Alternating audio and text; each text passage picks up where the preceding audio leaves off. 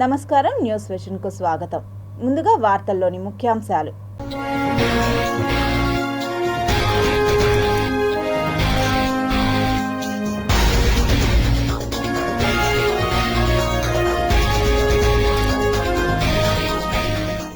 అంగారక గ్రహంపై నక్షత్రాలు, క్యూరియాసిటీ ఖాతాలో ప్రత్యక్షం. ఛత్తీస్గఢ్లో భారీ ఎన్కౌంటర్, 12 మంది మావోయిస్టులు మృతి. ఏపీలో అద్భుతం, ఇంటిగ్రేటెడ్ రెన్యూవబుల్ ఎనర్జీ ప్రాజెక్టు నిర్మాణం. ఎస్వీయూలో మరోసారి చిరుత కలకలం, ఆందోళనలో విద్యార్థులు. తిరుమల అన్నదానంలో మార్పులు, భక్తులకు మసాలా గారె రథ సప్తమి నుండి అమలు. తిరుపతి ఎస్పీగా Harshavardhan Raju, red sandal task force ఎస్పీగా సుబ్బరాయుడు, నియామక ఉత్తర్వులు జారీ చేసిన డీజీపీ.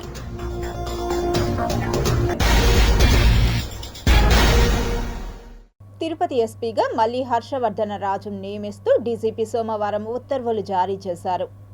గతేడాది మే 19న ఎస్పీగా హర్షవర్ధన్ రాజు బాధ్యతలు స్వీకరించారు. దాదాపు 2 నెలల పాటు పనిచేసిన ఈయన జిల్లాలో శాంతి భద్రతలను అదుపు చేయడంలో సఫలీకృతులయ్యారు. మరోవైపు అసెంబ్లీ ఎన్నికల కౌంటింగ్ ప్రక్రియ సజావుగా సాగించే విషయంలో ముందస్తు జాగ్రత్తలు తీసుకొని ఎన్నికల కమిషన్ నుంచి ప్రశంసలు అందుకున్నారు. కౌంటింగ్ అనంతరం కూచువారిపల్లి, రామిరెడ్డిపల్లి, చంద్రగిరి, రామచంద్రాపురం తదితర ప్రాంతాల్లో మళ్లీ రాజకీయ ఘర్షణలు జరగకుండా జాగ్రత్తలు తీసుకున్నారు. పోలీసు అధికారులు, సిబ్బందిని సమన్వయం చేసుకుని సంక్షేమం, ప్రజా ఫిర్యాదుల పరిష్కారానికి పెద్దపీట వేశారు. ప్రజా సమస్యల పరిష్కార వేదికలో వచ్చిన సమస్యల పరిష్కారానికి ప్రాధాన్యమిచ్చారు. తిరుపతిలో సీసీ కెమెరాల ఏర్పాటుకు ప్రతిపాదనలు సిద్ధం చేస్తున్న తరుణంలో ప్రభుత్వం ఆయన్ను కడప ఎస్పీగా బదిలీ చేసింది. అక్కడ కొద్ది నెలల పాటు పనిచేసి వీఆర్కు బదిలీ అయ్యారు. ఆయన పనితీరును గుర్తించిన ప్రభుత్వం మళ్లీ తిరుపతి జిల్లాకు ఎస్పీగా నియమించింది.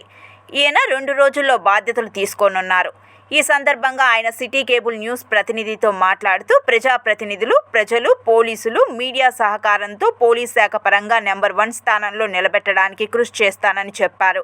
గతంలో సిద్ధం చేసిన దాదాపు 10 ప్రతిపాదనలను దశల వారీగా అమలు చేస్తానన్నారు. తిరుపతిలో కార్పొరేషన్ అధికారులతో సమన్వయం చేసుకుని స్మార్ట్ సిటీ నిధుల కింద సీసీ కెమెరాల ఏర్పాటుకు ప్రాధాన్యం ఇస్తానని హర్షవర్ధనరాజు తెలిపారు. తొక్కిసలాట ఘటనలో బదిలీపై వెళ్లిన తిరుపతి ఎస్పీ సుబ్బరాయుడును ప్రభుత్వం ఎర్రచందనం టాస్క్ ఫోర్స్ ఎస్పీగా నియమిస్తూ ఉత్తర్వులు జారీ చేసింది. గతేడాది జూలై 15న ఎస్పీగా బాధ్యతలు స్వీకరించిన ఆయన సమర్థ అధికారిగా పేరు తెచ్చుకున్నారు. అవినీతి, అక్రమార్కుల గుండెల్లో రైళ్లు పరిగెత్తించారు. ఈయన హయాంలో దాదాపు 10 మంది పోలీస్ సిబ్బందిని సస్పెండ్ చేసి వారికి మెమోలు జారీ చేశారు. శాంతి భద్రతల అదుపునకు, గంజాయిని అరికట్టేందుకు విశేష కృషి చేశారు.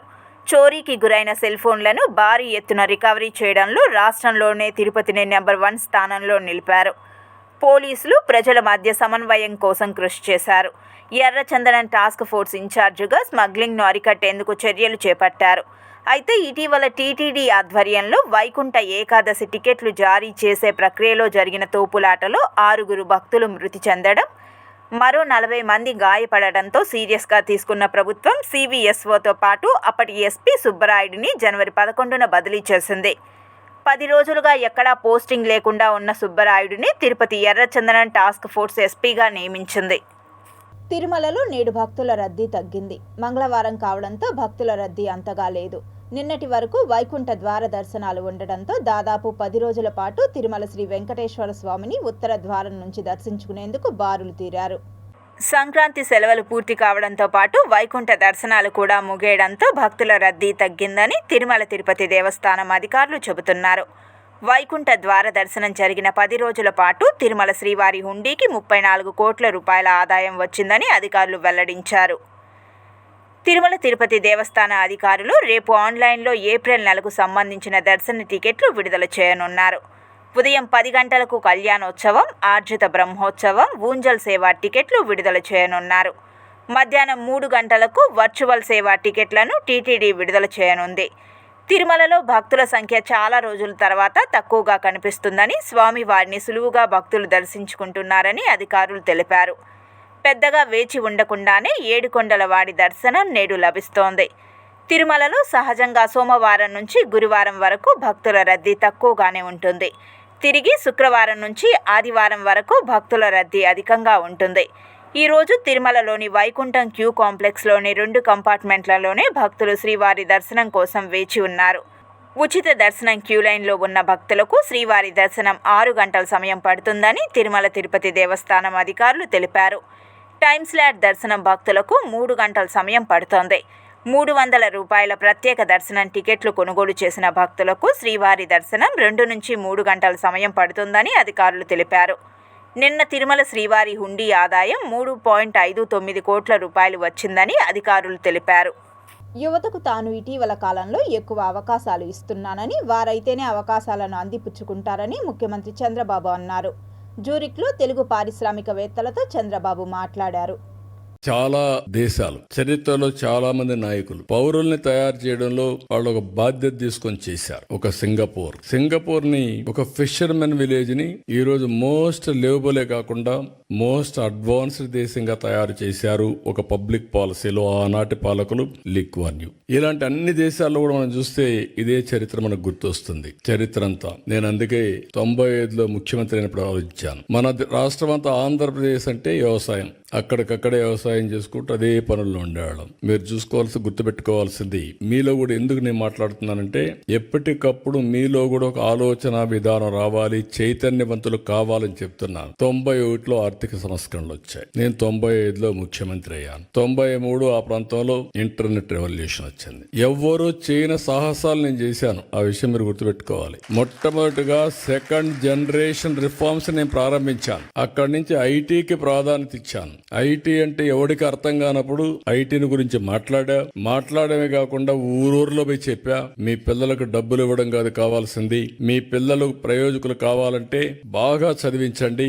మీరిచ్చే 100 ఎకరాలు 50 ఎకరాలు ₹1,00,00,000 లెక్క కాదు, కొన్ని వేల కోట్లు సంపాదించే తెలివితేటలు వస్తాయి వీళ్ళకని చెప్పి ఆ రోజు చెప్పాను. చాలా మంది మీరు చూస్తే చరిత్రలో విలేజ్ నుంచి మండలానికో టౌన్ కి వెళ్లిపోయి పిల్లల్ని చదివించడానికి కాపురాలు పెట్టారు. అంటే నా మాట మీద నమ్మారు. నమ్మిన వాళ్ళందరూ బెనిఫిట్ అయ్యారు, నమ్మని వాళ్ళు మళ్ళీ కొంచెం నష్టపోయారు. అది వేరే విషయం. చరిత్రలో అందరూ నమ్మలేరు. అదే మరి హైదరాబాద్ ని డెవలప్ చేస్తామంటే నేను చెప్పా ఏం జరగబోతుందో హైదరాబాద్ లని. తెలివైన వాళ్ళు ముందుండే వాళ్ళు పెట్టుబడులు అది కూడా చెప్పాను. మీరు కూడా భూమి అమ్మద్దండి అని కూడా చెప్పేవాడిని. ఇప్పుడు అమ్మేస్తే మళ్ళీ విలువ పెరుగుతుంది, అప్పుడు బాధపడతారు, ఏదో అవసరం కొద్దికే ఇచ్చేయమని చెప్పాను. ఈ రోజు హైదరాబాద్ వల్ల తెలంగాణ రాష్ట్రానికి దేశంలో నెంబర్ 1 పర్ క్యాపిటా ఇన్కమ్ వచ్చిందంటే ఆ రోజు నేను వేసిన ఫౌండేషనే దానికి కారణం. శ్రీ వెంకటేశ్వర విశ్వవిద్యాలయంలో చిరుత సంచారం మరోసారి కలకలం రేపింది. యూనివర్సిటీ ఆవరణలోని హెచ్ బ్లాక్ ప్రాంతంలో చిరుత సంచరించింది. చిరుతను చూసి విద్యార్థులు భయభ్రాంతులకు గురయ్యారు. యూనివర్సిటీ సిబ్బంది వెంటనే పోలీసు, ఫారెస్ట్ అధికారులకు సమాచారం అందించారు. ఘటనా స్థలానికి చేరుకున్న అధికారులు హెచ్ బ్లాక్ ప్రాంతంలో చిరుత కోసం గాలింపు చర్యలు చేపట్టారు. కుక్కలు, దుప్పుల కోసం ఎస్వి యూనివర్సిటీలోకి చిరుత వస్తున్నట్లు ఫారెస్ట్ అధికారులు గుర్తించారు. గత వారం జూ పార్క్ రోడ్డులో ఓ వ్యక్తిపై చిరుత దాడి చేసిన విషయం తెలిసిందే. స్విమ్స్ హాస్పిటల్ వెనుక ఓ కుక్కను కూడా చంపింది. చిరుత జాడ కోసం 4 ప్రాంతాల్లో అధికారులు సీసీ కెమెరాల ఏర్పాటు చేశారు. ఇప్పటి వరకు బోన్లు ఏర్పాటు చేయకపోవడంతో ఎస్వి యూనివర్సిటీ విద్యార్థులు ఆందోళన చెందుతున్నారు. గత ఏడాది కాలంగా తిరుపతిలో చిరుత సంచారం జనాలను భయభ్రాంతులకు గురి చేస్తున్న విషయం తెలిసిందే. టీటీడీ పాలక మండలి చైర్మన్గా పదవీ బాధ్యతలు చేపట్టిన బిఆర్ నాయుడు వినూత్న ఆలోచనలకు శ్రీకారం చుట్టారు. శ్రీవారి భక్తులకు మరింత రుచికరంగా అన్న ప్రసాదాలు అందించాలని టీటీడీ నిర్ణయించిన విషయం తెలిసిందే. టీటీడీ ధర్మకర్తల మండలి నిర్ణయం మేరకు మాతృశ్రీ తరిగొండ వెంగమాంబ అన్నప్రసాద కేంద్రం మెనూలో మసాలా వడను చేర్చారు. అయితే ప్రస్తుతం ఇది ట్రయల్ రన్లో ఉంది. ట్రయల్ రన్లో భాగంగా సోమవారం 5,000 మసాలా వడలను టీటీడీ సిబ్బంది భక్తులకు వడ్డించారు. మరో వారం పాటు పరిశీలించిన తర్వాత పూర్తి స్థాయిలో అమలు చేస్తారని తెలుస్తోంది. శ్రీవారి భక్తులకు కొన్నేళ్లుగా అన్నంతో పాటు కర్రీ, సాంబారు, రసం, మజ్జిగ, కొబ్బరి చట్నీ, చక్కెర పొంగలి వడ్డిస్తున్నారు. అన్నదానం మెనూలో మరో పదార్థం చేర్చాలని 2024 నవంబర్ 18న టీటీడీ ధర్మకర్తల మండలి తీర్మానించింది. ఈ క్రమంలో సోమవారం మధ్యాహ్నం ప్రయోగాత్మకంగా ఉల్లి, వెల్లుల్లి లేకుండా 5,000 వడలను భక్తులకు వడ్డించారు. టీటీడీ చైర్మన్ చేతుల మీదుగా మెనూలో మసాలా వడను చేర్చే కార్యక్రమం ప్రారంభించారు. అన్న ప్రసాదాల నాణ్యత, వడ అందించడంపై భక్తులు సంతృప్తి వ్యక్తం చేశారు. బీజేపీ జిల్లా నూతన అధ్యక్షులుగా సామంచి శ్రీనివాస్ ఎన్నికయ్యారు. కూటమి అధికారంలోకి రావడానికి ప్రతి భారతీయ జనతా పార్టీ కార్యకర్త కృషి, పట్టుదల విలువైనదని నూతనంగా ఎన్నికైన భారతీయ జనతా పార్టీ తిరుపతి జిల్లా అధ్యక్షులు చామంతి శ్రీనివాస్ పేర్కొన్నారు. అభివృద్ధి నినాదంతో పనిచేస్తున్న ఈ ప్రాంత అభివృద్ధి కోసం నిధులు వెచ్చిస్తున్న బీజేపీ అదే స్థాయిలో పార్టీని కూడా పెంచుకోవడానికి అందరూ కలిసి పనిచేద్దామని సామంచి అన్నారు. నిష్ఠ, క్రమశిక్షణ కలిగిన కార్యకర్తలను పార్టీ ఎప్పటికీ మర్చిపోదని అన్నారు. ప్రతిష్టాత్మకంగా ప్రైవేటు ఫంక్షన్ హాల్లో మంగళవారం ఉదయం జరిగిన తిరుపతి భారతీయ జనతా పార్టీ జిల్లా అధ్యక్షుని ఎన్నికలు జరిగాయి. జిల్లా ఎన్నికల అధికారిగా విచ్చేసిన సురేందర్ రెడ్డి గారు మాట్లాడుతూ సామంచి శ్రీనివాస్ అధ్యక్షుడిగా ఎన్నికైనట్లు ప్రకటించారు. ఈ కార్యక్రమానికి పరిశీలకులుగా విచ్చేసిన బీజేపీ రాష్ట్ర కార్యదర్శి, Machilipatnam urban development authority chairman Matta Prasad మాట్లాడుతూ సామంచి నాయకత్వంలో పార్టీ విస్తరిస్తుందని ఆశాభావం వ్యక్తం చేశారు. ఈ కార్యక్రమంలో రాష్ట్ర ప్రధాన కార్యదర్శి దయాకర్ రెడ్డి, రాష్ట్ర కార్యదర్శి కోలా ఆనంద్, డాక్టర్ చంద్రప్ప, సీనియర్ నాయకులు చంద్రారెడ్డి, కండ్రిగ ఉమా, ఎస్ఎస్ఆర్ నాయుడు, రాటకొండ విశ్వనాథ్, సుబ్రహ్మణ్యం యాదవ్, పొనగంటి భాస్కర్, అజయ్ కుమార్, వరప్రసాద్, పెనుబాల చంద్రశేఖర్, బీడి బాలాజీ, వెంకటముని, డాక్టర్ శ్రీహరిరావు తదితరులు పాల్గొన్నారు. ఇవాళ తిరుపతి పార్లమెంటు జిల్లా అధ్యక్ష బాధ్యతలు తీసుకునేందుకు నాతో పాటు అనేక మంది ముందుకు రావడం జరిగింది. సమర్థులు, అనుభవజ్ఞులు అనేక మంది వచ్చినప్పటికీ ఇక్కడ ఉన్నటువంటి పార్టీ అవసరాల దృష్ట్యా రాష్ట్ర పార్టీ మరియు జాతీయ పార్టీ ఈ బాధ్యతను నాకు అప్పగించడము, ఇక్కడ ఉన్నటువంటి ప్రతి కార్యకర్త యొక్క సహకారంతో పార్టీని ప్రతి పోలింగ్ బూత్ దాకా తీసుకెళ్లి బలోపేతం చేయడము, కొత్త వాళ్ళని చేర్చుకుని పార్టీని విస్తరించేటువంటి ఒక ప్రధానమైన లక్ష్యంతో నేను ముందుకెళ్ళడం జరుగుతుంది. ఇదే క్రమంలో కూటమి అంటే 3 పార్టీలు అనే విషయాన్ని గుర్తు చేయాలని కూడా పార్టీ కార్యకర్తలు కోరుకోవడం జరుగుతుంది. ఆ దిశగా మొన్న జరిగినటువంటి ఎన్నికలు కావచ్చు, అంతకుముందు జరిగినటువంటి పోరాటాల్లో భారతీయ జనతా పార్టీ కార్యకర్తల యొక్క కృషి, పోరాట పటిమ, త్యాగం వీటన్నిటికీ తగిన రీతిలో గౌరవం ప్రతి కార్యకర్తకు దక్కాలి. ఆ దశగా దక్కించే దానికోసమని నేను వీళ్ళందరితో కలిసి ఒక అడుగు ముందుకు వేసి ప్రతి కార్యకర్తకు న్యాయం జరగాలి, గౌరవం కూడా దక్కాలి, ఈ లక్ష్యంతో ముందుకెళ్తాము. అదే క్రమంలో పార్టీని ఆంధ్రప్రదేశ్లో బలీయమైనటువంటి రాజకీయ శక్తిగా అవతరించేటువంటి అన్ని అవకాశాలు చాలా మెండుగా కనిపిస్తుంది. కూటమి ప్రభుత్వం బ్రాహ్మణులకు విశేషంగా రుణాలు అందజేసి వారి అభివృద్ధికి బాటలు వేస్తోందని తిరుపతి ఎమ్మెల్యే ఆరణి శ్రీనివాసులు అన్నారు. తిరుపతి ఎమ్మెల్యే ఆరణి శ్రీనివాసులు కార్యాలయంలో మంగళవారం సాయంత్రం ఆంధ్రప్రదేశ్ బ్రాహ్మణ కోఆపరేటివ్ క్రెడిట్ సొసైటీ ద్వారా అర్హులైన లబ్ధిదారులకు రుణాలు అందజేశారు. 20 బ్రాహ్మణ కుటుంబాలకు 32,65,000 రూపాయలు వివిధ రుణాల ద్వారా అందజేశారు. ఈ రుణాలకు సంబంధించిన చెక్కులను ఎమ్మెల్యే చేతుల మీదుగా లబ్ధిదారులకు అందజేశారు. ఈ సందర్భంగా బ్రాహ్మణుల అభివృద్ధికి విశేష కృషి చేస్తున్న తెలుగుదేశం పార్టీ బ్రాహ్మణ రాష్ట్ర సాధికార సభ్యులు చిత్రపు హనుమంతరావును కండువా కప్పి సత్కరించి అభినందించారు. అలాగే శ్రీ వెంకట గాయత్రి బ్రాహ్మణ సేవా సమితి తరపున ఫిబ్రవరి 2న తిరుపతి కంచి మహాపాదుక మండపంలో నిర్వహించే వివాహ పరిచయ వేదికకు శ్రీ ఆర్కే శేషగిరిరావు ఎమ్మెల్యే ఆరణి శ్రీనివాసులను ఆహ్వానించారు.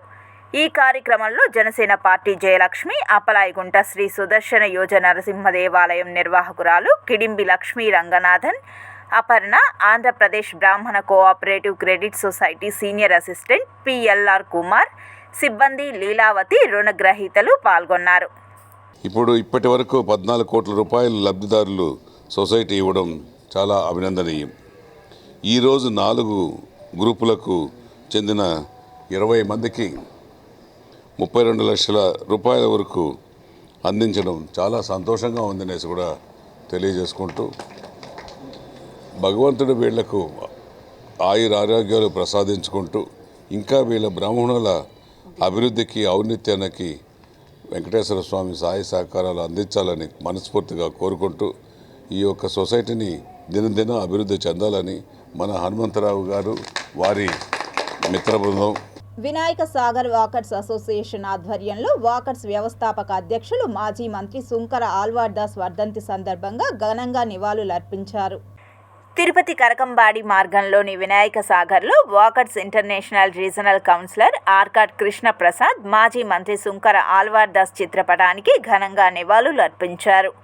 ఈ సందర్భంగా ఆయన మాట్లాడుతూ సేవకు ప్రతిరూపం మాజీ మంత్రి ఆల్వార్ దాస్ అని అన్నారు.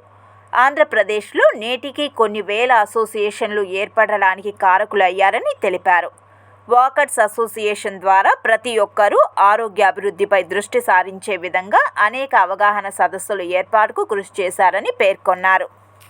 ఇంటర్నేషనల్ ఫౌండర్ అయినటువంటి సుంకర ఆల్వార్ దాస్ గారి వర్ధంతి సందర్భంగా ఈరోజు మేము తిరుపతిలోని వినాయక సాగర్ వాకర్స్ అసోసియేషన్ ఆధ్వర్యంలో ఈరోజు ఆయన వర్ధంతి వేడుకల్ని వాకర్స్ డేగా మేము ఈరోజు జరుపుకుంటున్నాము.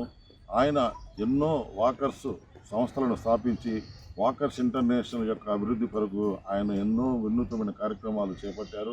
వైకాపా అధ్యక్షుడు వైఎస్ జగన్మోహన్ రెడ్డి తీరుపై తీవ్ర స్థాయిలో మండిపడ్డారు తుడా మాజీ చైర్మన్ నరసింహ యాదవ్. ఈ రాష్ట్రంలో నెలకొన్న పరిస్థితులను ఎప్పటికప్పుడు కేంద్రానికి తీసుకెళ్ళి అటు అమరావతి రాజధానికి సంబంధించి కానీ ఇటు ఏదైతే వివిధ శాఖలకు సంబంధించి చూస్తే అమరావతి రాజధాని 5 సంవత్సరాలు కూడా 3 రాజధానుల పేరుతో ఏ విధంగా నాశనం చేశారో ప్రజలందరూ చూశారు. ఈరోజు ఆ 3 రాజధానులను కూడా పక్కన పెట్టి కేంద్రం డిక్లేర్ చేసింది. ఒకే రాజధాని, అది ఆంధ్రప్రదేశ్ అమరావతికి, అమరావతి ఆంధ్రప్రదేశ్ రాజధాని అని చెప్పడమే కాకుండా ఏవైతే నిలిచిపోయిన ప్రాజెక్టులన్నింటినీ కూడా ఉరుకులు పరుగుల మీద అవి పరుగులు తీయించడానికి చంద్రబాబు నాయుడు గారి యొక్క ఆయన యొక్క విన్నపాన్ని మన్నించి వెంటనే కూడా ఇప్పుడు అమరావతి సంబంధించిన పనులన్నీ కూడా ఉవ్వెత్తున కూడా పనులన్నీ కూడా ప్రారంభమయ్యే జరుగుతూ ఉన్నాయి. తిరుపతి నగరపాలక సంస్థ పరిధిలోని ఎస్టీవీ నగర్, ఇందిరానగర్ తదితర ప్రాంతాల్లో పారిశుద్ధ్య పనులను మంగళవారం ఉదయం ఆరోగ్య శాఖ ఇంజనీరింగ్ అధికారులతో కలిసి కమిషనర్ ఎన్ మౌర్య పరిశీలించారు. సోమవారం నిర్వహించిన డయల్ యువర్ కమిషనర్ కార్యక్రమంలో వచ్చిన ఫిర్యాదులను కార్పొరేటర్ ఆంజనేయులతో కలిసి పరిశీలించారు. ప్రధాన దారులతో పాటు సందుల్లో పారిశుద్ధ్య పనులు పరిశీలించగా మురుగు కాలువలు పాడై చెత్త నిల్వ ఉండడంతో సంబంధిత అధికారులను మందలించారు. ఈ సందర్భంగా కమిషనర్ మాట్లాడుతూ ప్రధాన వీధులే కాకుండా చిన్న చిన్న వీధుల్లో కూడా మురుగునీటి కాలువలు, రోడ్లు శుభ్రంగా ఉంచాలని అన్నారు. కాలువల్లో చెత్త వేయకుండా ప్రజలకు అవగాహన కల్పించాలని అన్నారు. దోమలు వృద్ధి చెందకుండా మందులు పిచికారీ చేయాలని అన్నారు. మురుగునీటి కాలువలు, రోడ్లు మరమ్మతులకు ప్రణాళికలు సిద్ధం చేయాలని ఇంజనీరింగ్ అధికారులను ఆదేశించారు. ప్రజలు, దుకాణదారులు పారిశుద్ధ్యం పట్ల ప్రత్యేక శ్రద్ధ వహించాలని, మీ ఇంటి వద్దకు వచ్చే తమ సిబ్బందికి చెత్త ఇచ్చి సహకరించాలని కమిషనర్ ప్రజలను కోరారు. కమిషనర్ వెంట superintendent engineer Shyam Sundar, municipal engineer Tulasi Kumar, health officer doctor Yuva Anvesh, DE Lalitha, DCP Mahapatra, sanitary supervisor Chenchaiah తదితరులు ఉన్నారు. శ్రీ వెంకటేశ్వర ప్రభుత్వ పాలిటెక్నిక్ కళాశాలలో డిప్లొమా ఫార్మసీలో స్పాట్ అడ్మిషన్లకు అర్హులైన విద్యార్థులు సద్వినియోగం చేసుకోవాలని కళాశాల ప్రిన్సిపల్ ద్వారకానాథ్ రెడ్డి పేర్కొన్నారు. ప్రభుత్వ పాలిటెక్నిక్ కళాశాలలో ఎస్పీటీఈటీ, ఏఐసిటిఈ మరియు పీసీఐ సంస్థలతో గుర్తింపు పొందిన పాలిటెక్నిక్ ఫార్మసీ విభాగంలో డిప్లొమా సీట్లు ఖాళీగా ఉన్నాయని ప్రిన్సిపల్ ద్వారకారెడ్డి తెలిపారు. ఫార్మసీ విభాగంలో విద్యను అభ్యసించేందుకు ఇంటర్మీడియట్లో ఎంపీసీ లేదా బైపీసీలో ఉత్తీర్ణత సాధించిన అభ్యర్థులు అర్హులని తెలిపారు. శ్రీ వెంకటేశ్వర ప్రభుత్వ పాలిటెక్నిక్ కళాశాలలో విద్యార్థులకు వేరువేరు హాస్టల్ వసతి సౌకర్యం కలదని, అర్హత గల అభ్యర్థులు 23 లోపు ధ్రువపత్రాలను కళాశాలలో సమర్పించాలని అన్నారు. ఎస్వి గవర్నమెంట్ పాలిటెక్నిక్ కాలేజీలో ఫార్మసీలో 21 సీట్స్ స్పాట్ అడ్మిషన్లో ఫిల్ చేస్తాము. ఈ స్పాట్ అడ్మిషన్స్ 24th, ఈ మంత్ 24th ఉంటుంది. ఆసక్తి గల విద్యార్థులు 23 లోపల అప్లై చేసుకోవాలి. దీనికి రిక్వైర్మెంట్స్ ఏమంటే ఇంటర్మీడియట్, ఎంపీసీ కానీ, బైపీసీ కానీ, లేక వొకేషనల్ కోర్స్ కానీ పాస్ అయి ఉండాలి, పూర్తిగా పాస్ అయి ఉండాలి. అన్ని మార్క్ లిస్టులు ఒరిజినల్ తీసుకొని రావాలి. ప్లస్ ఫీజు, సంవత్సరం ఫీజు 6,300 అవుతుంది. ఆ ఫీజు తీసుకురావాలి. ఈ స్పాట్ అడ్మిషన్ కాబట్టి ఫీజు స్పాట్లోనే కట్టాలి. ఫీజు మళ్ళీ కన్సెషన్ ఏమి ఉండదు.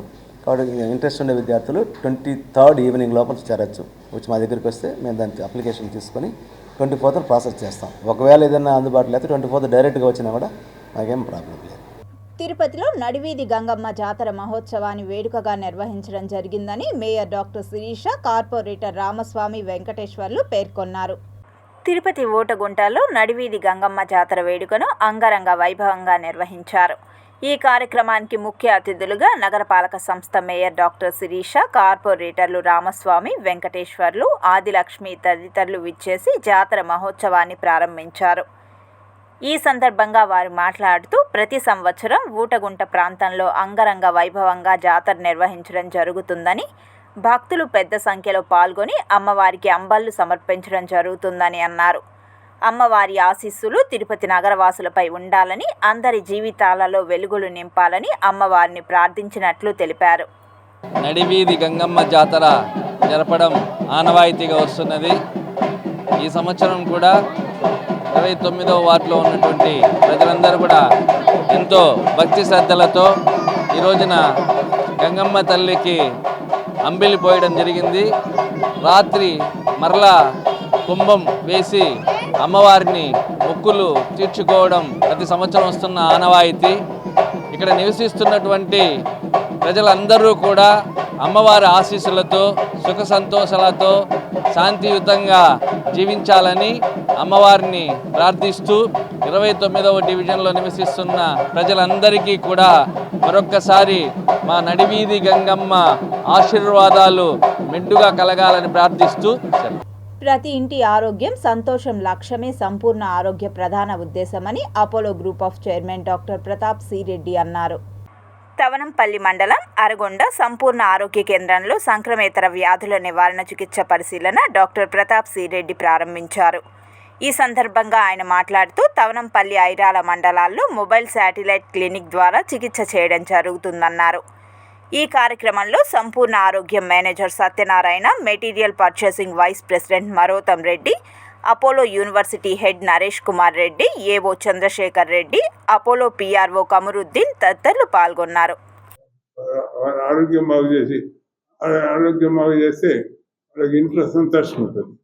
దానికోసమే మేము ముఖ్యంగా అందరికీ 3H's health, happiness at home అనేది ముఖ్యంగా కొత్త ఇది చెప్పి వాళ్ళందరికీ ఆరోగ్యం సంతోషంగా ఉండాలి. వాళ్ళ సంతోషానికి ఈ గేమ్స్, ఎల్డర్ పీపుల్కి ఎంటర్టైన్మెంట్స్, యోగా, మెడిటేషన్. శ్రీకాళహస్తి పట్టణం ఆర్టీసీ బస్టాండ్ కూడలి వద్ద సెల్ ఫోన్ దొంగతనాలు చేస్తున్న 3 నేరస్తులను శ్రీకాళహస్తి 2 టౌన్ పోలీసులు పట్టుకున్నారు. శ్రీకాళహస్తి డీఎస్పీ కార్యాలయంలో ఏర్పాటు చేసిన మీడియా సమావేశంలో డీఎస్పీ నరసింహమూర్తి మాట్లాడుతూ, కర్నూలు, అనంతపురం జిల్లాలకు చెందిన వెంకట శివ, సాయి శివ, మురళి అనే ముద్దాయిలను అరెస్టు చేసి వారి వద్ద నుంచి 50 సెల్ ఫోన్లను, ఒక స్విఫ్ట్ కారును స్వాధీనం చేసుకున్నట్లు తెలిపారు. సుమారు వీటి విలువ 15 లక్షలు ఉంటుందని అధికారులు అంచనా వేశారు. ఈ కార్యక్రమంలో 2 town CI, 1 town CI, police సిబ్బంది తదితరులు పాల్గొన్నారు. వీరి మీద ఇంతకుముందు కర్నూలు జిల్లాలో కానీ, అనంతపురం జిల్లాలో కానీ చాలా చోట్ల కేసులు ఉన్నాయి. ఎన్డీపీఎస్ కేసులు ఉన్నాయి, దొంగతనాల కేసులు ఉన్నాయి. మురళి అనే వాడి మీద ఆల్రెడీ పీడీ యాక్ట్లో కూడా 9 నెలలు కడప సెంట్రల్ జైల్లో ఉన్నాడు. వీళ్ళని విచారిస్తే వీళ్ళ దగ్గర మాకు దాదాపు 50 సెల్ ఫోన్స్ రికవర్ అయినాయి. ఒక స్విఫ్ట్ కార్ వాళ్ళ నుంచి స్వాధీనం చేసుకోవడం జరిగింది. ఈ దొంగతనాలకు ఈ స్విఫ్ట్ కార్ని పెట్టుకొనేసి ఈ ఆర్టీసీ బస్ స్టాండ్లో రద్దీగా ఉన్న చోట్ల బస్సు ఎక్కేటప్పుడు, దిగేటప్పుడు ప్లాన్డ్గా వీళ్ళు ముందు వెనకాల ఉంటారు. మధ్యలో ప్యాసింజర్ బాగా ఇట్లా క్లోజ్ మూమెంట్లో ఉన్నప్పుడు పైనుంచి సెల్ ఫోన్ను తీసుకుంటారు. వీళ్ళు ఎంబో ఇది. ఎస్సీ వర్గీకరణ ద్వారానే మాదిగలకు సమన్యాయం జరుగుతుందని, ఈ నిర్ణయం స్వాగతిస్తున్నట్లు మాదిగ మహాజన సంఘం కరాతపు సుధాకర్ బాబు అన్నారు. మంగళవారం జిల్లా కేంద్రమైన చిత్తూరు కలెక్టర్ కార్యాలయానికి 1 మెన్ కమిషన్ హాజరై దళిత సంఘాల నుండి అభిప్రాయాలు స్వీకరించారు. ఈ మేరకు కేంద్ర, రాష్ట్ర ప్రభుత్వాలు ABCD వర్గీకరణ చేయాలన్న నిర్ణయాన్ని స్వాగతిస్తున్నామని అన్నారు. అందరం కలిసి రాజ్యాధికారులు పోరాడదాం. అది కాకుండా వర్గీకరణ అంటే వర్గీకరణ ఇవాళ వర్గీకరణ చేస్తాం అభ్యంతరం, కానీ it is conspiracy to destroy the constitution. రాజ్యాంగాన్ని పూర్తిగా రూపుమాపడానికి, అంబేద్కర్ వారసత్వాన్ని రూపుమాపడానికి వాళ్ళు చేస్తున్న కుట్ర. కాబట్టి మేము చెప్పేదామంటే ఈ వర్గీకరణ కుట్రపూరితమైంది. అన్నమాచార్య కళామందిరంలో శ్రీమాన్ గౌరీ పెద్ది రామసుబ్బ శర్మ 34వ వర్ధంతిని మంగళవారం ఘనంగా నిర్వహించారు. తిరుమల శ్రీ వెంకటేశ్వర స్వామి వారికి అమూల్యమైన సేవలందించిన శ్రీమాన్ గౌరిపెద్ది రామసుబ్బశర్మ వంటి మహానుభావుల జీవితాలను, వారి చేసిన కృషి, వారి జీవనం యువతకు స్ఫూర్తిదాయకమని ప్రముఖ శతావధాని శ్రీ భరత్ శర్మ చెప్పారు. ఈ సందర్భంగా తిరుపతికి చెందిన శ్రీ భరత్ శర్మ సాహితీ శిఖరం శ్రీ గౌరిపెద్ది అనే అంశంపై ఉపన్యసిస్తూ రత్నంను గుర్తించాలంటే రత్నంను పరీక్షించడం తెలిసిన వాడై ఉండాలన్నారు. శ్రీవారికి పరమభక్తుడైన అన్నమాచార్యుల వారు గానం చేసిన పద కవితలను విశ్లేషించి శ్రీవారి భక్తుడైన గౌరిపెద్ది రామసుబ్బశర్మ పరిష్కరించారన్నారు. అన్నమాచార్యుల వారు గానం చేసిన సంకీర్తనలను గౌరిపెద్ది వారు స్పష్టంగా తెలియజేశారని వివరించారు. అన్నమాచార్య ప్రాజెక్టు సంచాలకులు రాజగోపాలరావు ఆధ్వర్యంలో జరిగిన ఈ కార్యక్రమంలో శ్రీ గౌరిపెద్ది వెంకట భగవాన్ ప్రోగ్రామ్ అసిస్టెంట్ పాల్గొన్నారు. నేడు గౌరిపెద్ది రామసుబ్బశర్మ గారి సాహిత్యానికి కానీ, వారి యొక్క పాండిత్యానికి కానీ, వారి యొక్క వరివస్యకు కానీ నేడు ప్రపంచ ప్రఖ్యాతి కల్పిస్తూ దానిని ముందుకు తీసుకువెళ్తూ ఉన్నటువంటి మాన్యులు శ్రీ గౌరిపెద్ది భగవాన్ గారు ఈవేళ వేదిక మీద ఉండడం చాలా అదృష్టం. ఈ విధంగా శ్రీ వెంకటేశ్వర స్వామి వారిని కీర్తించి తరించినటువంటి అనేక మంది భాగవతాగ్రేసరుల గురించి మనకు తెలుసు. అయితే ఆ భాగవతులందరిలో కూడా అన్నమాచార్యుల వారు అగ్రగణ్యులు. అటువంటి అన్నమాచార్యుల వారికి విశేషమైనటువంటి వారి యొక్క సంకీర్తనలన్నింటినీ కూడా పరిష్కరించి తిరుపతి గాంధీ రోడ్లోని హాతీరాంజీ మఠం స్థలంలో పూల వ్యాపారం చేసుకుంటున్న చిరు వ్యాపారస్తులు ఎదుర్కొంటున్న సమస్యలను తిరుపతి జిల్లా కలెక్టర్ వెంకటేశ్వర్ దృష్టికి 25వ డివిజన్ కార్పొరేటర్ నరసింహ తీసుకెళ్లి వినతి పత్రం అందజేశారు. దీనిపైన ఒక కమిటీ వేసి హాతీరాంజీ మఠం నిజంగా ఫిట్గా ఉందా లేదా అన్నది మొదట తేల్చుకొని, ఒకవేళ ఫిట్గా ఉందన్న సర్టిఫికేట్ వస్తే ఆ హాతీరాంజీ మఠాన్ని భావితరాలకు అందించడానికి కలెక్టర్ గారు కూడా తన వంతు కృషి చేస్తానని చెప్పి మాకందరికీ హామీ ఇచ్చారు. వ్యాపారస్తులందరూ కూడా చాలా సంతోషంగా ఫీల్ అయ్యారు. అలాగే ఎమ్మెల్యే గారిని కలిశాము. ఎమ్మెల్యే గారితో మాట్లాడినప్పుడు ఎమ్మెల్యే గారు బుధవారం స్వయంగా తనే వచ్చి ఇన్స్పెక్ట్ చేస్తానని కూడా చెప్పారు. ఈ సందర్భంగా ఎమ్మెల్యే గారికి, కలెక్టర్ గారికి కూడా మా యొక్క కృతజ్ఞతలు. అలాగే ఇక్కడున్న కూటమి నేతలంతా కూడా తెలుగుదేశం నాయకులు కానివ్వండి, బీజేపీ నాయకులు కానివ్వండి, ఈ వ్యాపారస్తులకి మద్దతుగా వాళ్ళందరినీ కూడా కలవడం జరుగుతుంది. పద్మశ్రీ సుభాష్ పాలేకర్స్ ప్రకృతి వ్యవసాయంపై నిర్వహించే కార్యశాల యొక్క గోడపత్రికని వర్సిటీ ఉపకులపతి ఆచార్య అప్పారావు ఆవిష్కరించారు. శ్రీ వెంకటేశ్వర విశ్వవిద్యాలయం నందు భవిష్యత్ అవసరాల దృష్ట్యా వ్యవసాయంపై యువతలో సానుకూల మార్పు తెచ్చేందుకే కాకుండా ప్రకృతి వ్యవసాయంపై అవగాహన చేసే విధానాలపై జనవరి 25న 1000 మంది విద్యార్థులకు, జనవరి 28న 1000 మంది రైతులకు సుభాష్ పాలేకర్స్ ప్రకృతి వ్యవసాయంపై నిర్వహించే కార్యశాల యొక్క గోడపత్రికని వర్సిటీ ఉపకులపతి ఆచార్య అప్పారావు, రిజిస్ట్రార్ ఆచార్య మాదాల భూపతి నాయుడు, సిడిసి డీన్ ఆచార్య సిఎన్ రాయుడు, సైన్స్ కళాశాల ప్రిన్సిపల్ ఆచార్య కెటి రామకృష్ణారెడ్డి, కార్యక్రమ నిర్వాహకుడు డాక్టర్ పాకనాటి హరికృష్ణలు ఆవిష్కరించారు. సుభాష్ పాలేకర్ గారి ద్వారా అందరికీ మనము తెలియజేయాలన్న సదుద్దేశంతో ఈ మీటింగ్ని ఆర్గనైజ్ చేయడం జరుగుతుంది. దీనికి చీఫ్ గెస్ట్గా మన శ్రీకాళహస్తి ఎమ్మెల్యే గారు శ్రీ బొజ్జల వెంకట సుధీర్ రెడ్డి గారు కూడా దీనికి అటెండ్ అవుతున్నారు. So 25th with 1000 students and 28th January ఆ రోజు ప్యూర్లీ ఫార్మర్స్తో, రైతులతో. ఛత్తీస్గఢ్ రాష్ట్రంలోని అటవీ ప్రాంతం మరోసారి కాల్పుల మొత్తతో దద్దరిల్లిపోయింది. భద్రతా బలగాలకు మావోయిస్టులకు మధ్య జరిగిన కాల్పుల్లో 12 మంది మావోయిస్టులు చనిపోయారు. భీకర కాల్పుల తర్వాత భద్రతా బలగాలు గాలించగా 12 మంది మావోల మృతదేహాలు దొరికాయి. అయితే గరియాబాద్, డిఆర్జీ, ఒడిశా ఎస్ఓజీ దళాలు కూంబింగ్ ఆపరేషన్లో పాల్గొన్నాయి. మరణించిన మావోయిస్టులను గుర్తించే పనిలో భద్రతా సిబ్బంది ఉంది. అయితే చనిపోయిన మావోయిస్టుల్లో 2 మహిళలు ఉన్నారని పోలీసులు పేర్కొన్నారు. ఈ ఎదురు కాల్పుల ఘటనలో ఒక జవాన్ తీవ్రంగా గాయపడగా అతన్ని చికిత్స కోసం హెలికాప్టర్లు రాయ్పూర్కు తరలించి ఆసుపత్రిలో చేర్పించి ట్రీట్మెంట్ అందిస్తున్నామని అధికారులు వెల్లడించారు. మరోవైపు ఇంకా మావోల కోసం సెర్చ్ ఆపరేషన్ కొనసాగిస్తున్నారు. కాగా ఈ ఏడాది గరియాబంద్ జిల్లాలో ఇది 2వ ఎన్కౌంటర్. ఇప్పటి వరకు మావోయిస్టుల మరణాల సంఖ్య 28కి చేరుకుంది.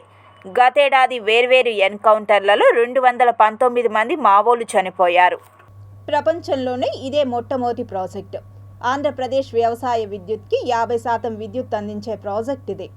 ఇప్పటికీ 10,000 కోట్ల వ్యయం, మరో 14,000 కోట్లు ఖర్చు పెడుతున్నారు. ఇంతకు ఈ ప్రాజెక్ట్ నిర్మిస్తున్న సంస్థ ఏంటి, ఏమిటా ప్రాజెక్ట్, ఎక్కడ ఉంది, పూర్తి వివరాలు ఓసారి చూద్దాం.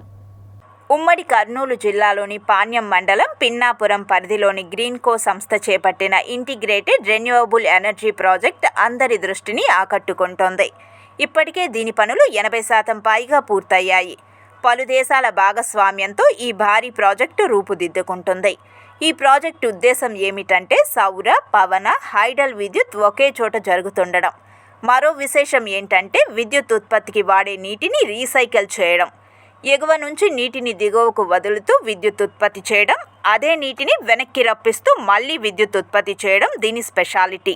సూర్యరశ్మి ఉన్నంత వరకు సౌర విద్యుత్, పవన విద్యుత్, రాత్రి వేళల్లో హైడల్ పవర్ ప్రొడక్షన్, ఇలా 3 రకాల విద్యుత్ ఉత్పత్తిని ఒకే చోట చేయడం ఈ ప్రాజెక్టు ముఖ్య ఉద్దేశం. ఏపీలో వ్యవసాయ రంగానికి ప్రస్తుతం ఉపయోగిస్తున్న విద్యుత్తులో ఏకంగా 50% విద్యుత్ ఉత్పత్తి ఒకే చోట జరగడం దీని స్పెషాలిటీ అని సాక్షాత్తు ఉప ముఖ్యమంత్రి పవన్ కళ్యాణ్ మీడియా ముందర చెప్పడం విశేషం. ఇప్పటికే 10,000 కోట్లకు పైగా ఖర్చు చేశారని, మరో 14,000 కోట్లు ఖర్చు చేయాల్సి ఉందని పవన్ కళ్యాణ్ స్పష్టం చేశారు. ఇప్పటికే గ్రీన్కో ఓర్వకల్, గని తదితర ప్రాంతాలలో భారీ ఎత్తున సోలార్ విద్యుత్ ఉత్పత్తి చేస్తోంది. ఈ మొత్తం ప్రాజెక్టుని పవన్ కళ్యాణ్ ఏరియల్ వ్యూ ద్వారా పరిశీలించారు. దాదాపు 1000 ఎకరాలకు పైగా అటవీ భూములు ఇందులో ఉన్నాయని, కేంద్ర ప్రభుత్వ అనుమతితో నెల్లూరు జిల్లాలో అటవీ శాఖకు అంతే స్థాయిలో భూములు ఇవ్వడం జరిగిందని పవన్ కళ్యాణ్ వివరించారు. మరికొంత అటవీ భూములపై రెవెన్యూ, అటవీ శాఖ మధ్య వివాదం నడుస్తున్నందున పరిష్కారానికి కేంద్ర ప్రభుత్వానికి ప్రతిపాదన పంపినట్లు కూడా పవన్ కళ్యాణ్ స్పష్టం చేశారు. ఈ ప్రాజెక్టు గనక పూర్తి అమల్లోకి వస్తే విద్యుత్ సమస్య చాలా వరకు పరిష్కారం అవడమే కాకుండా ఇతర ప్రపంచ దేశాలకు కూడా విక్రయించేలా ప్రయత్నం చేస్తామని ఉప ముఖ్యమంత్రి పవన్ కళ్యాణ్ స్పష్టం చేశారు. విద్యుత్ ఉత్పత్తితో పాటు చూడడానికి చాలా అద్భుతంగా ఉందని, ప్రపంచ పర్యాటక కేంద్రంగా కూడా దీనిని చేసే ప్రయత్నం పరిశీలిస్తామని ఉప ముఖ్యమంత్రి చెప్పడం చర్చనీయాంశంగా మారింది. పవన్ కళ్యాణ్ వచ్చి మీడియాలో చెప్పే వరకు బయట ప్రపంచానికి ఇంత ప్రాజెక్టు ఉందా అనే విషయం కూడా చాలామందికి తెలియదు. ఇప్పుడైనా ఇంత భారీ ప్రాజెక్టు బయట ప్రపంచానికి కనిపిస్తుండడం ఆసక్తికరంగా మారింది. అయితే ప్రపంచంలోనే అతిపెద్ద ఇంటిగ్రేటెడ్ పునరుత్పాదక ఇంధన నిల్వ ప్రాజెక్టుకు కర్నూలులో 2022లో వైఎస్ జగన్మోహన్ రెడ్డి శంకుస్థాపన చేశారు. 5,230 మెగావాట్ల విద్యుత్తును ఉత్పత్తి చేసే లక్ష్యంతో గ్రీన్కో గ్రూప్ చేపట్టిన ఈ ప్రాజెక్టు చరిత్రలో నిలుస్తుందంటూ పేర్కొన్నారు. అంగారకుడిపై రాత్రి ఎలా ఉంటుందో తెలుసుకోవాలనుకుంటున్నారా? అయితే ఈ వీడియో చూస్తే మీకు కనిపిస్తుంది. ఎక్స్లో క్యూరియాసిటీ పేరిట ఉన్న ఖాతాలో దీనికి సంబంధించిన వీడియో చర్చనీయాంశమైంది. వీడియోలో అంగారకుడిపై రాత్రిపూట నక్షత్రాల వెలుగులతో జిగేల్మంటోంది. సాధారణంగా భూమిపై మనం వాడే విద్యుత్ దీపాల వెలుతురు కారణంగా ఆకాశం సరిగా కనిపించదు. అందువల్ల చాలామంది కొండలు, గుట్టల ప్రాంతాలకు వెళ్ళి ఆకాశాన్ని పరిశీలిస్తూ ఉంటారు. అయితే అంగారకుడిపై ఈ సమస్య లేదు. పైగా భూమితో పోలిస్తే అంగారకుడిపై వాతావరణం చాలా పలుచగా ఉంటుంది. అందువల్ల అంతరిక్షం నుంచి వచ్చే వెలుగు నేరుగా ప్రసరిస్తూ ఉంటుంది. దీంతో అంగారకుడిపై రాత్రిపూట కూడా కొంతమేర వెలుతురు కనిపిస్తోంది. నక్షత్రాలైతే మరింత స్పష్టంగా అత్యంత ఎక్కువ సంఖ్యలో కనిపిస్తాయి. తాజాగా కనిపిస్తున్న వీడియోలో నక్షత్రాలు మరింత స్పష్టంగా అత్యంత ఎక్కువ సంఖ్యలో కనిపించడం వల్ల అక్కడ రాత్రి కూడా పగలు మాదిరిగానే కనిపిస్తోంది. తిరుపతి లోకల్ బులియన్ మార్కెట్లో బంగారం, వెండి ధరలు ఇలా ఉంటాయి. 24 క్యారెట్ల 10 గ్రాముల బంగారం ధర 81,920 రూపాయలు. 22 క్యారెట్ల 1 గ్రామ్ బంగారం ధర 7,443 రూపాయలు. 1 కేజీ వెండి ధర 93,200 రూపాయలు. 1 గ్రామ్ రిటైల్ వెండి ధర 96 రూపాయల 20 పైసలు. వార్తలు ముగించే ముందు ముఖ్యాంశాలు మరోసారి.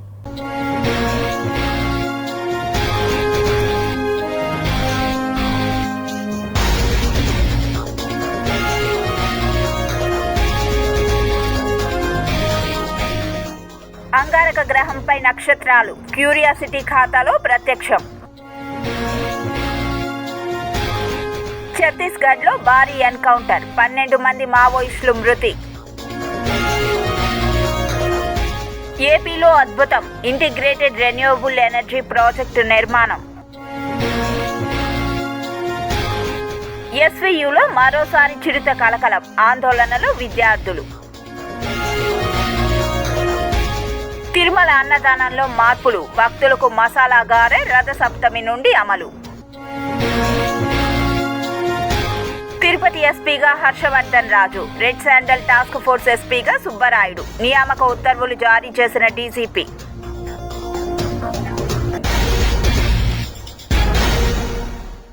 ఈ వార్తలు ఇంతటితో సమాప్తం. సమగ్ర సమాచారంతో న్యూస్ విజన్లో మళ్ళీ కలుద్దాం. అంతవరకు సెలవు, నమస్కారం.